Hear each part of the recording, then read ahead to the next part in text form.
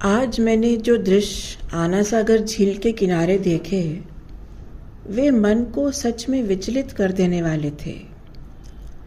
प्रशासन द्वारा झील के गेट खोल दिए गए हैं ताकि जलस्तर कम किया जा सके।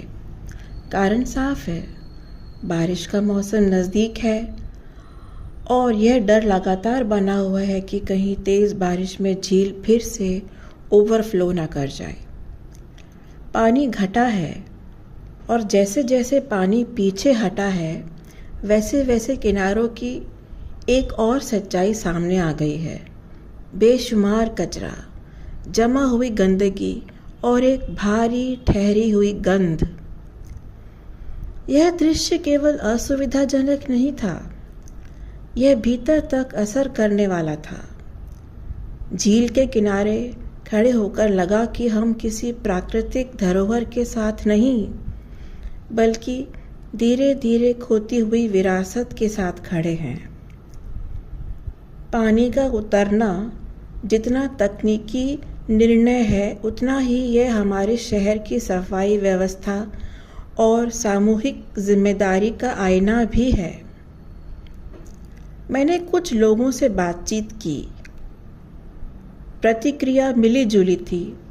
कुछ लोगों ने इसे सामान्य प्रक्रिया मानकर अनसुना कर दिया, मानो यह सब रोज का हिस्सा हो, और कुछ लोगों की आंखों में चिंता साफ दिखी, एक कन्फेशन कि हाँ, यह स्थिति सही नहीं है।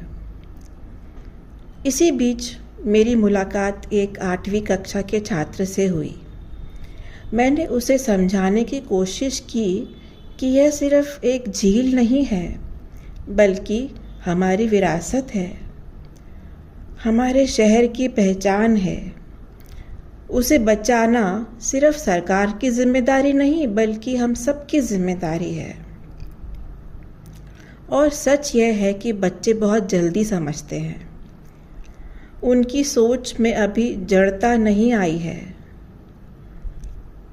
वे सवाल पूछते हैं और वही सवाल बदलाव की पहली शुरुआत होते हैं।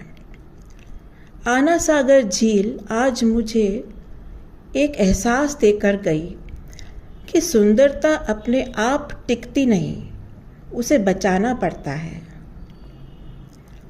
अगर हम आज नहीं जागे तो आने वाली बारिशें सिर्फ पानी नहीं लाएंगी, वे हमारी अनदेखी का पूरा हिसाब भी साथ लाएंगी।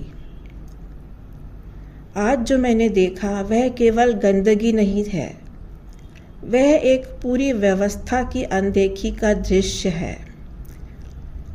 किनारे पर रेलिंग से झुककर झील के भीतर से कचरा बीनने वाले लोग कचरे में से भारी लोहे के ढांचे खींचते हुए दिखे, और उसी जगह एक मृत सुअर का पड़ा होना, ये सब मिलकर किसी भी संवेदनशील व्यक्ति को भीतर तक हिला देते हैं।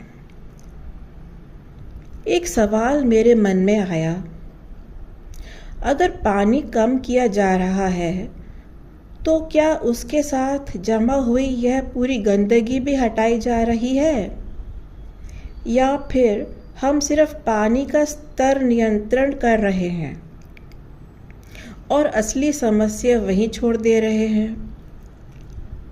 झील के भीतर इतना सारा कबाड़ देखकर ऐसा लगा जैसे यह सिर्फ कचरा नहीं है, यह इस बात का संकेत है कि वर्षों से यहाँ निगरानी, सफाई और संरक्षण कितनी कमज़ोर रही है। और यह तब और गंभीर हो जाता है जब किनारों पर कोई मशीन, कोई सफाई दल या नगर निगम की सक्रियता दिखाई ही न दे। आना सागर जैसी झीलें सिर्फ पानी का स्रोत नहीं होती, यह शहर की स्मृति, संस्कृति और एनवायरमेंटल संतुलन का हिस्सा होती हैं। लेकिन जब इनकी देखभाल रिएक्टिव हो जाती है, यानी सिर्फ तभी काम हो जब संकट आ जाए, तो ऐसी तस्वीरें सामने आती हैं जिन्हें देखना भी मुश्किल हो जाता है।